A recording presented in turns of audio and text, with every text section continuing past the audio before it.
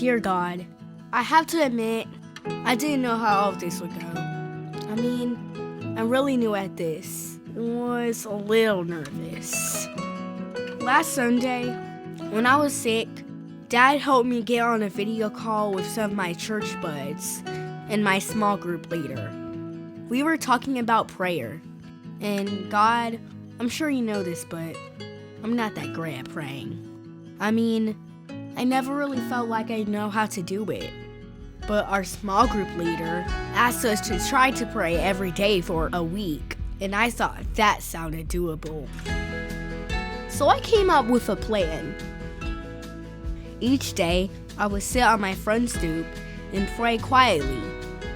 Easy, right? Well, the first day I just sat, not sure what to pray about, and the quiet was weird. The second day wasn't much different. But on the third day, I noticed something. A bird singing. So I said, "Thanks for the bird, God." And what do you know? That counted. I mean, I saw something that made me happy. And I told you, the rest of the week went even better.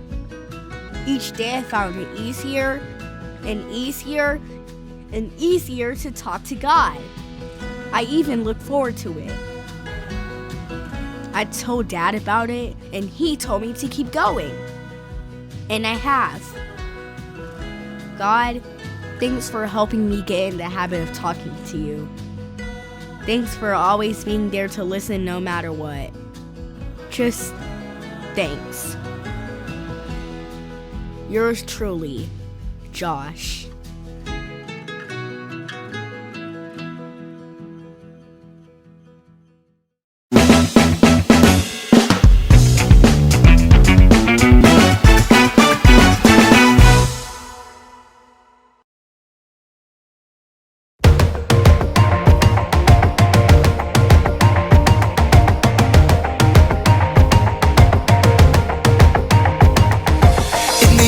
I'm breathing,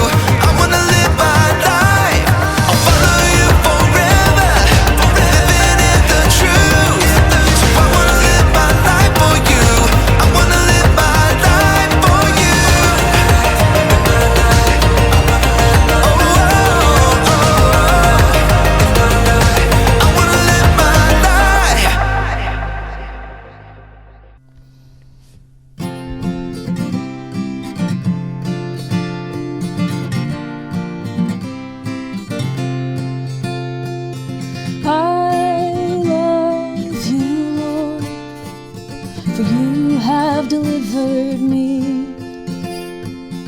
I love you, Lord, for you have delivered my soul from death, my feet from stumbling. I will walk in the land of the living, my soul from death, my feet from stumbling. I will walk in the land of the living. I love you, Lord, for you have delivered me. I love you, Lord, for you have delivered my soul from death, my feet from stumbling. I will walk in the land of the living, my soul from death, my feet from stumbling. I will walk in the land of the living.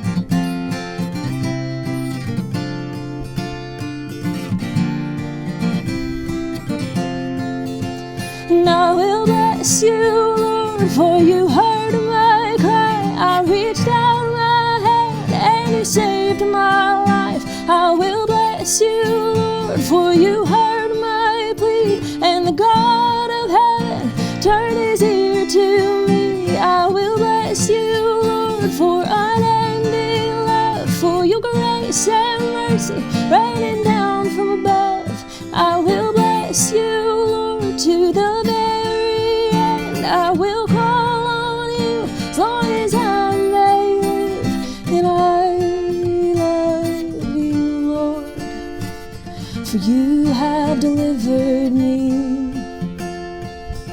I love you, Lord, for you have delivered my soul from death, my feet from stumbling. I will walk in the land of the living, my soul from death, my feet from stumbling. I will walk in the land of the living.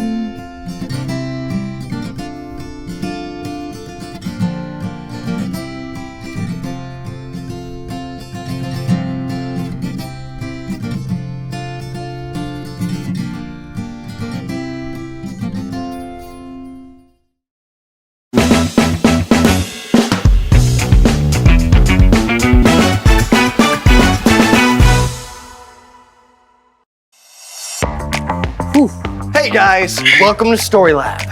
This week we're talking about commitment while taking a look at the story of a woman who really gave it her all. Speaking of, you ready to give it our all on this workout? You know it! Yeah! Let's do it! Let's do it! You ready? Yeah, let's go get healthy We're and gonna run. exercise! Yeah, absolutely! I'm ready!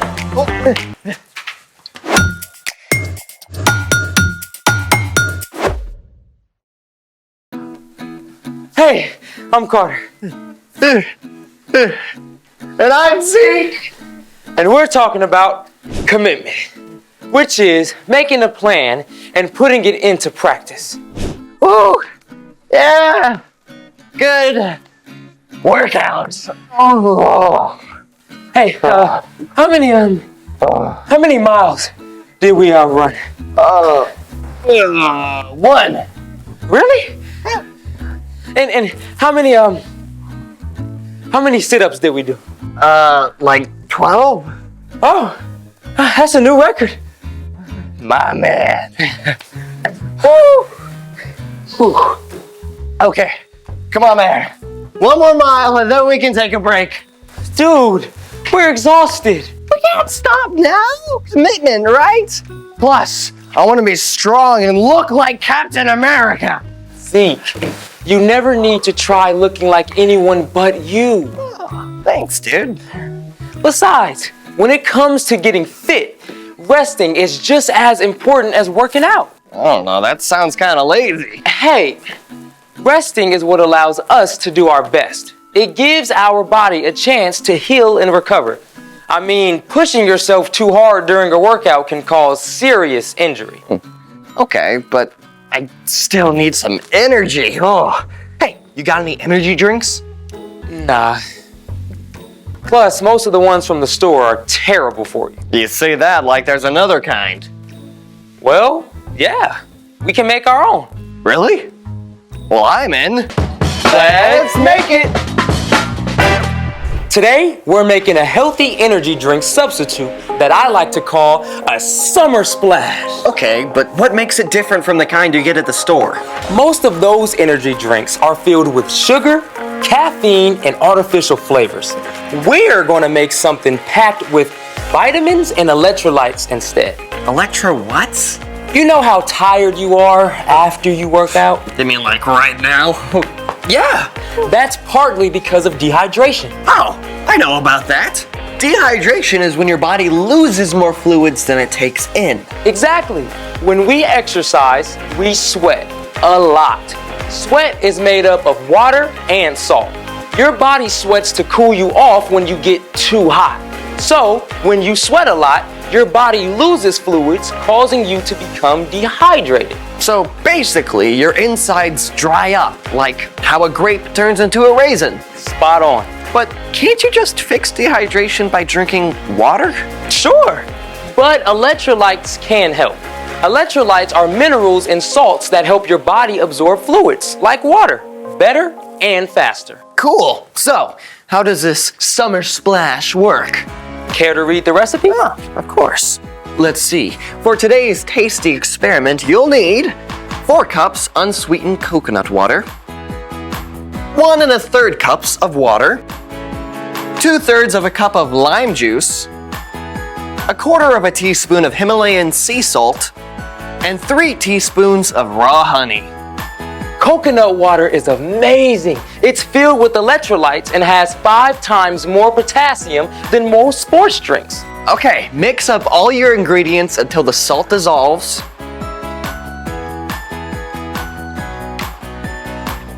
And enjoy. Simple, easy, and hopefully tasty. Nice summer splash. Thank you. Whew. Ready for the taste test? Oh yeah. Cheers. Oh, that is super refreshing. Whew. I can already feel my energy returning. Told you. You gotta take care of yourself before you can give it your all. Speaking of giving your all, it's time for The story before the story. Today, we're in the book of Mark, one of the 4 gospels that tell the story of Jesus. Mark was a close friend of Peter and likely recorded Peter's stories of following Jesus for the new believers then and for us today. For 3 years, Jesus traveled all across Israel and Judah with his disciples. He gave himself completely to helping people and teaching them about God's kingdom. During his travels, Jesus healed the sick, performed the miracles, and gave epic sermons to huge crowds. In everything he did, Jesus lived fully for God and taught others to do the same. Which is where our story starts. Take it away. Hey everyone, I'm Brian. Today's story is about a woman who truly gave everything that she had for God. One day, Jesus was teaching in the temple courtyard as some religious leaders watched. Now, these men wanted to get rid of Jesus because he challenged the way they had always done things. They often looked for ways to trick or trap him. Jesus knew what they were thinking. Watch out for the teachers of the law. They love to have the most important seats. They take over the houses of widows. They say long prayers to show off. A short time later, Jesus went and sat down across from the place at the temple where people came to present their offerings to God. As Jesus watched, some rich men dropped large amounts of money into the offering boxes. The disciples probably noticed too. Whoa, look at that! Yeah, they must really love God. And striking poses, apparently. Just then, a poor widow came up and put 2 very small copper coins into the offering box. They were only worth a couple pennies. Jesus called his friends to come to him. Doesn't sound like much, huh? But you have to understand, at that time, most women couldn't work at a job outside the home. They had to depend on their husbands. So a widow, a woman whose husband had died, often had very little money or anything else. Jesus knew all about the widow at the temple. That poor widow has put more into the offering box than all the others. They all gave a lot because they're rich. She gave even though she is poor. She put in everything she had. That was all she had to live on. Wow. That makes 2 little coins? Seem like $1 million. Jesus looked beyond outside appearances. He knew that it was easy for the rich man to give lots of money, they'd never miss it. But the poor widow gave up everything that she had to honor God. And we still remember and tell her story today. The end. So, even though this widow gave the least amount of money, She actually gave the most. Exactly. Giving isn't always about what or how much you give, it's about the heart behind it. So, what's our part in the story? Well, the widow gave everything she had to God. Even though it wasn't much, she didn't keep anything back. And we can do the same. Sometimes that could be giving money, but often it's how we give other things we have, like our time or a good attitude. so say my mom tells me to clean my room. Instead of just chucking some shirts in the hamper, I could actually put things away. That's a good one. Or, if you're hanging out with a friend, you could share your favorite toys and games instead of just the ones you don't care about. That's right. See, if you keep your eyes open, you can find ways to live fully for God in everything you do, whether it's at home, at school, or anywhere. Jesus once told his followers, anything you do for one of the least important of these brothers and sisters of mine, you do for me. So, anytime we do stuff for other people, It's like we're doing it for God. I think you got it. See you next time. So, here's the thing. Practice living for God. Speaking of practice, are you ready to get back training and finish that last mile? You know it. Ready. All right. Thanks for joining us in the Story Lab. See you next time. All right. Let's go. You ready? Yes. Let's do it. Ready? Don't try that at home.